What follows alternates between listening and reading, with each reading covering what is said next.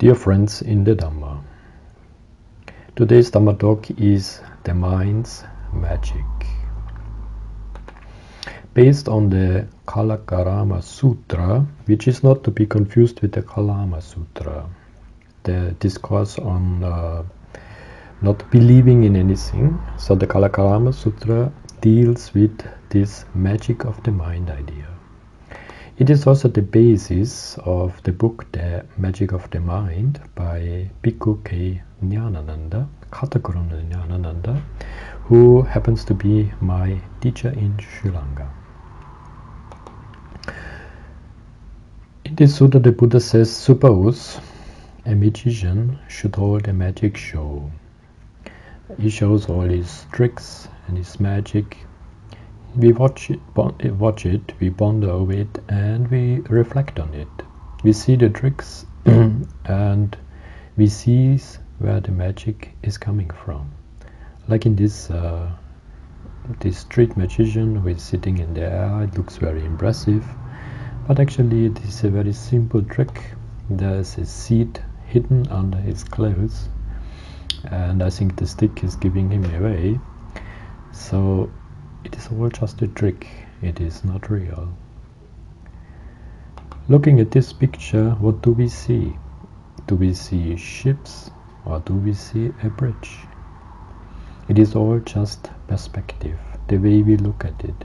If we focus on the ships, that's what we see. If we focus on the bridge, that is what we see. So even so, the Buddha says, monks, whatever consciousness, be it past, future or present, in oneself or external, gross or subtle, inferior or superior, far or near, a monk sees it, ponders over it, and reflects on it radically. And he wonders, where is consciousness? Where is the mind? The Buddha said form is like a mass of foam, and feeling but an airy bubble. Perception is like a mirage, and formations a plant and tree. Consciousness is like a magic show, a juggler's trick entirely. All these similes were made known by the Buddha. So the famous magician, whose miracle performances you have thoroughly enjoyed on many occasions, is back again in our town. You have had a bright idea to outwit the magician, to play a trick on himself. So you cut your way through the crowds and you hide yourself behind the curtains. And you want to see what is behind all these tricks of the magician. So you see the hidden holes and failed bottoms in the magic boxes, the counterfeits, the secret pockets, the hidden strings and buttons that are pulled and pressed under the cover of the frantic waving and his magic wand. Very soon you see through his bag of willy tricks so well that you are able to discover his next surprise well in advance. Since you can now anticipate his surprises, they no longer surprise you. His tricks no longer deceive you. His magic has lost its magic for you. In utter disgust, you turn away from it to take a peep at the audience below. And what a sight! A sea of crane necks, eyes that gaze in blind admiration, mouths that gap in dumb appreciation, their ahs and ohs and whistles of speechless amazement. How is it, you wonder, that I have been deceived so long by this crook of a magician? Once you walk out from the show, you look very unimpressed, so others may ask, were you in the same hall? Haven't you seen the show? And you say, yes, I was here, I have seen it. In fact, I saw it so well that I missed the show.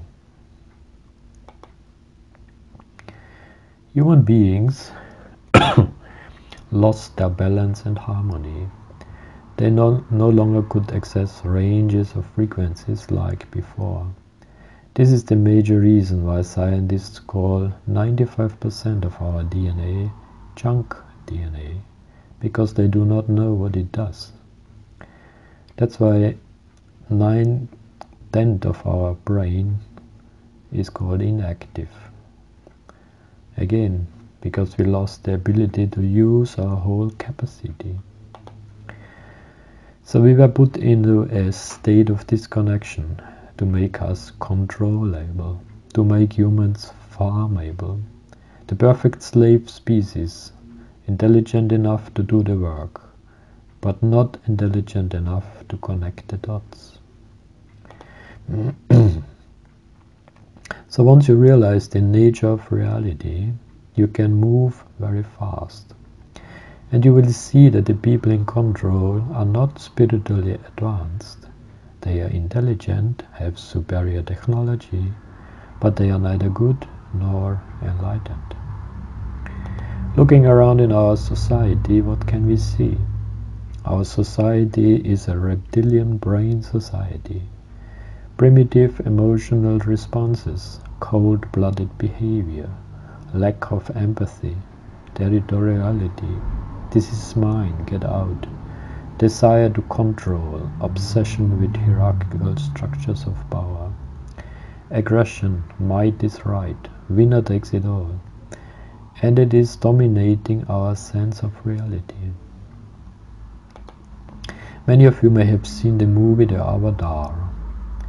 In that movie, the blue people, the Na'vi, are symbolic of humanity before the schism, in harmony and in connection with nature, spiritual, at peace, free and independent, no one's slave, no money, no jobs, no struggle. They don't have phones and computers, but they live a simple, peaceful life in harmony with nature, spiritually advanced, at peace with themselves. The Buddha, or the Tathagata, says this: monks, whosoever is seen, heard, sensed, cognized, attained, sought after, and pondered over by the mind, all that do I know. All that is known to the Tathagata. Those monks at Tathagata does not conceive of a visible thing as apart from sight. He does not perceive of an unseen. He does not conceive of a thing worth seeing. He does not conceive after a seer. And that's why he is called a Tathagata, the one who has gone along the path. So in this scene, we should see just the scene. No thoughts on it, no mental chatter, no commentary. Especially in meditation, we should just stop right there. In the scene, just the scene. In the heard, just the heard. And so on with all the five senses, including the mind. The Buddha, after his enlightenment, had a big dilemma. The clue to the difficulties experienced by the Buddha in coming to terms with the world may be found in our own unusual experience at the magic show. The position of the Tathagata, the Buddha, who has fully comprehended the magical illusion that is consciousness, is somewhat similar. Yes, he sees the illusion, but he sees also people trapped in it. So how can he explain what he had experienced? And in fact, in the beginning, the Buddha decided not to teach.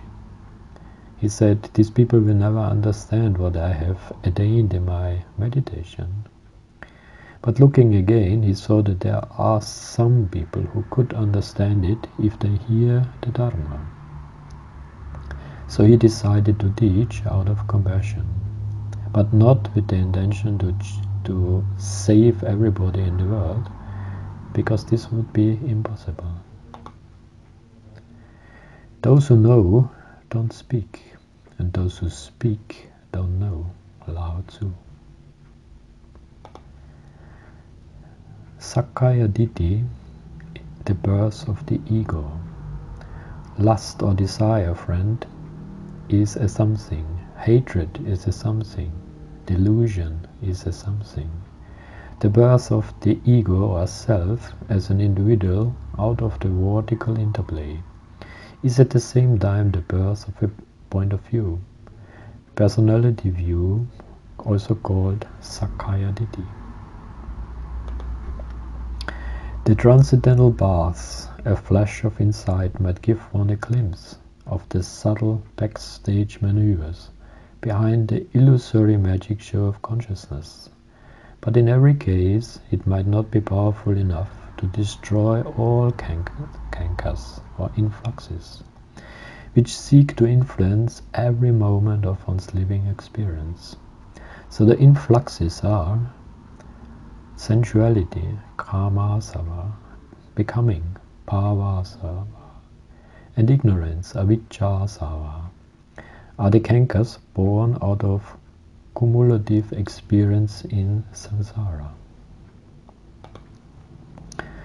Suchness, dependent arising, is a law of nature that is universally applicable. It presents a dynamic view of all the phenomena as they arise depending on causes, only to cease when these are removed. This being this comes to be. With the rising of this, this arises. This not being, this does not come to be. With the cessation of this, this ceases. So the dependent origination is one leading to the other. So starting with ignorance, we move on to fabrication, consciousness, name and form, six senses, contact, feelings, craving, clinging, becoming, birth, aging and death, and suffering.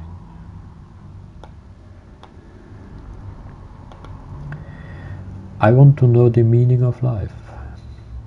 Have you tried Googling it?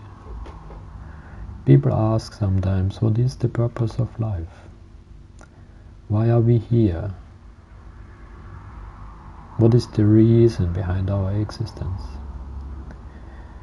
In fact, it is not really a reason. It's a cause and an effect. Because we have created karmical energy, we are reborn. So this life is the effect of our karma. If anything could be called a reason, it is to get an experience, to learn something, to move on to the next level. That's why we are here. The Buddha called this existence Mahamaya, the great illusion. So Mahamaya was the term used by the Buddha. Our world is mind-made. Also remember the first stanza in the Dhammapada, where the Buddha says, Mano Bupangama Dhamma. Everything is mind-made, not real in the sense we think of material things. We are living in a mental projection, a mirage, a dream-like state. Ask yourself, if you would have a dream, and this dream is so real and deep and lasts for a very long time, how would you know that it is just a dream? Ever had a dream, a really deep dream, from which you woke sweating and in panic? Only after you wake, you realize it was just a dream. So there's no other way to find out. Only after you wake up you will realize what it actually was.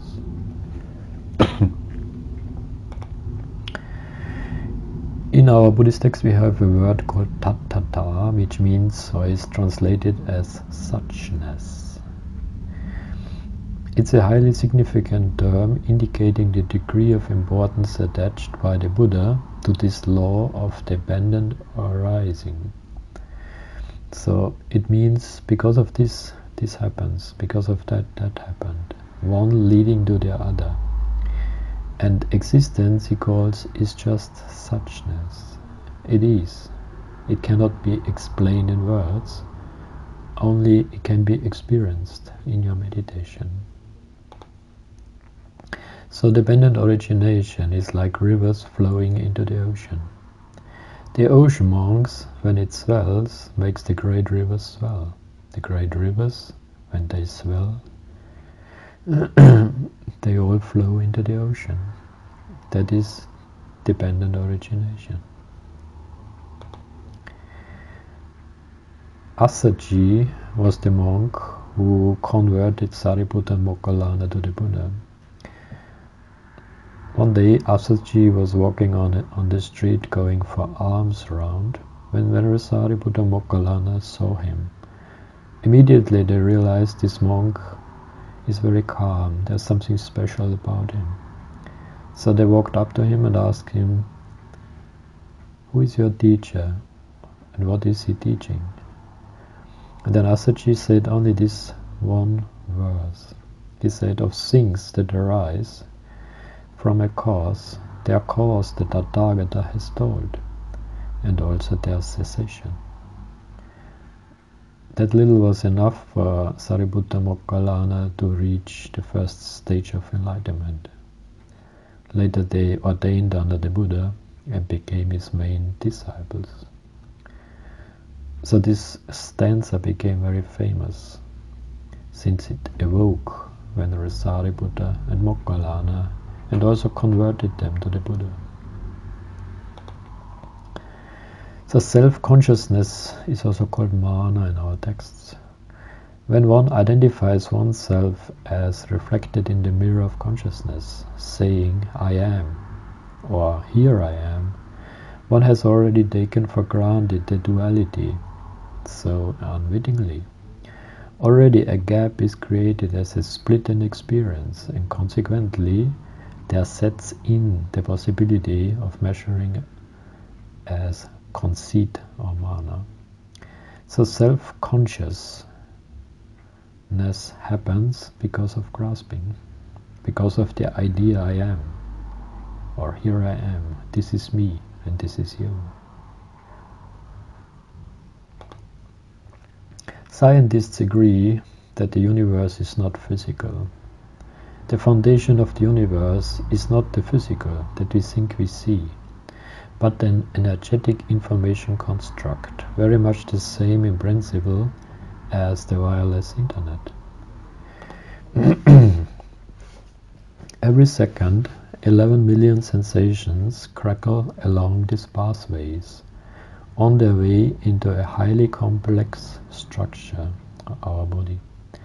The brain is confronted with an alarming array of images, sounds and smells, which it rigorously filters down until it is left with a manageable list of around 40 a second.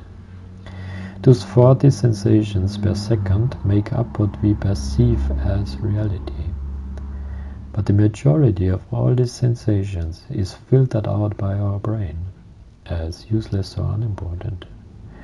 So then it becomes also obvious that our ideas, our outlook, how we perceive our reality is very important, because according to that, all these sensations are filtered. So we do not experience what is actually there. We experience how we perceive our reality. So reality ultimately is an illusion. We think this five sense reality is our reality. This is real. This is life. But there's so much beyond it. All near-death experiences agree that after death we feel free and liberated, unbound, unlimited consciousness. And also many people from different traditions, from different religions had these near-death experiences.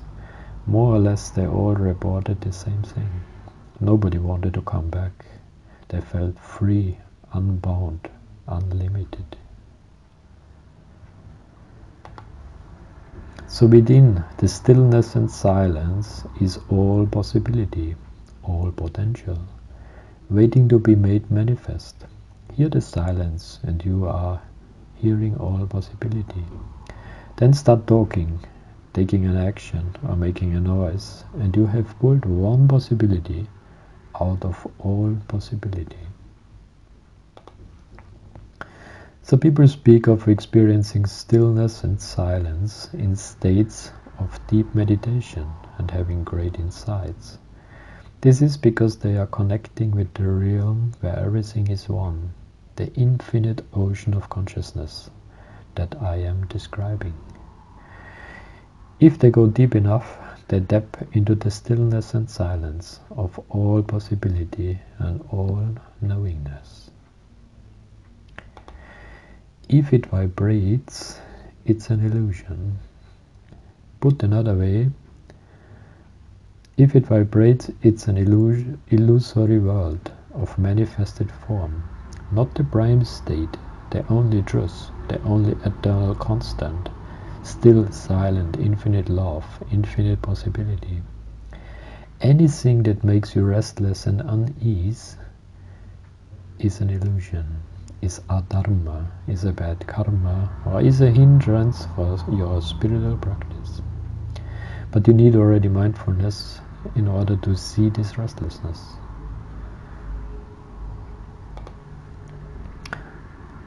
There's a story in our texts where the Buddha was sitting outside under a tree in meditation when a huge storm came up with lightning and thunder. So much so the two farmers, their cattle were killed by the lightning, and one of the brothers too got killed. So the whole village were running around in panic and were shouting around. After the storm was over, they saw the Buddha sitting quietly under the tree. So they approached the Buddha and said, "Did you not hear the lightning? Did you not hear the thunder?" The Buddha said, "I was here itself, conscious and unconscious." Meaning that the Buddha was sitting in meditation. He was there, but he did not experience anything from the five senses, because he was in deep, deep meditation. Herein, Ananda, a monk is thus conscious. This is peace, this is excellent, namely the calming down of all formations, relinquishment of all assets, destruction of craving, detachment, cessation, nibbana. It is thus Ananda that there could be for a monk such an attainment of concentration. Monks, there is a non-born, a non-become, a non-made, a non-compounded. Monk, if that non-born, non-become, non-made, non-compounded were not, there would be no stepping out here from what is born, become, made, and compounded. So saying there is an enlightenment out there. If there would be no enlightenment, the Buddha would not speak or teach about it. But because it is possible to attain enlightenment, the Buddha taught the Dharma, the Buddha taught meditation. By those who are giving the lust for becoming, by those who are swept by the current of becoming, by those who have slipped into Mara's realm, not easily comprehended is this norm. Who else but the noble ones deserve to waken fully unto that state by knowing which, being influx-free, tranquil, nibbana they attained. So overcoming all these defilements, one reaches a stage of nibbana, enlightenment.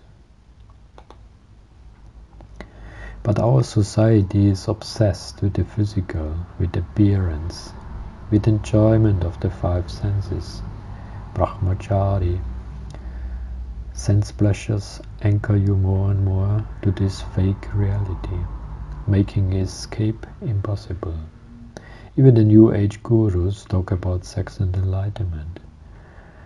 Some even say sense enjoyment is necessary or helpful for spiritual attainment. All this is not the Buddhist teaching, and it is not Dharma. And I can tell from experience it is not helpful. Any form of sense enjoyment brings you away from the spiritual path, brings you away from enlightenment. So our reality exists in a physical sense only if it's observed or decoded by our brain. Science cannot understand this because their limited views does not allow the truth to come true. But quantum physics actually prove what the Buddha said 2500 years ago. Everything is mind-made, and through meditation we can realize our true nature. So who is then the creator of all this? Who created the universe? This universe was created by some force of consciousness, which put out the base information, like writing an operation system for a computer. Then others fill it with programs and data on their own. Similar like in the movie The Inception, where they do shared dreaming. So an architect creates the dream, and others who share in this dream, they fill the dream with their subconscious ideas. So similarly, this universe was created by us. We are the creator and we are the perceiver. From moment to moment we create with everything we put out there. All our karmic energy is the creator. And only if we free our mind from all kinds of defilements, from attachment, from wanting, then we escape from this reality and we go back into parinirvana. So who are we really? We are consciousness, awareness, pure spirit or Atman. The near-death experiences have shown this again and again. Once we leave this body prison behind, we have unlimited awareness, unlimited possibilities, expansion of consciousness. We are free again. So lead me from untruth to truth. Lead me from darkness to light. Lead me from death to deathless. Lead me to the peace, the bliss of nirvana. Just as somebody looking into a clear lake, seeing the pebbles on the ground, meditators realizes this is suffering.